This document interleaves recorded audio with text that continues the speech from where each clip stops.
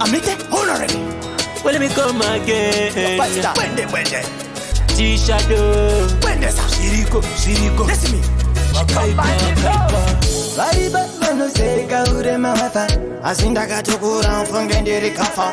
nekuti dengari nenyasha pando famba mfunge changu sichaita Tiri sweeter, haithiya kuchita pamwe zoramba, pamwe zoita sina siuno mango mando maponda kunyangwe vaida iparari nekorona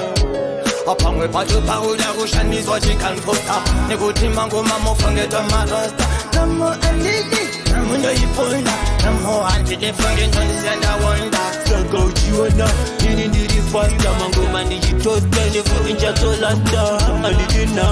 namo kutarandi anditi namo zvese zvakasara vaitoda kuti nini ndifendere rome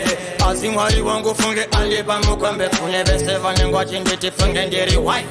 asi nini ndinochemera kuna mai Chibaba Ndisote ngati mango matomasota tinongowina pasina avota nyanga zvikanzipaye patinorota mango matoponda ndetichatenga mota pamwe pacho pauda kushandiswa chikanfosta nekuti mango mamofunge tomarosta namo anditi namundoiponda namo antidefunge ndondisenda wonda saka uchiona nini ndiri fasta mango mandichitosta nefuinjatolasta anditi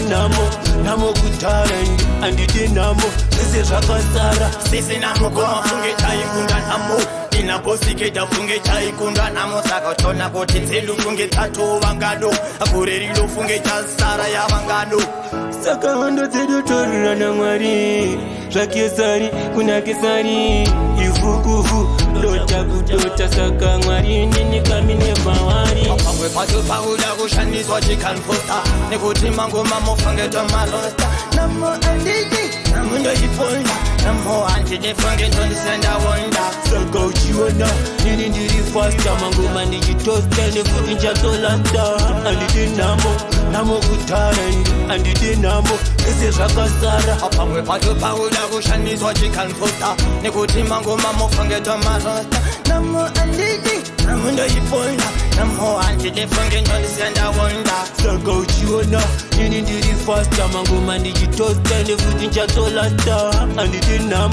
namo kutarandi anditi namo zvese zvakasara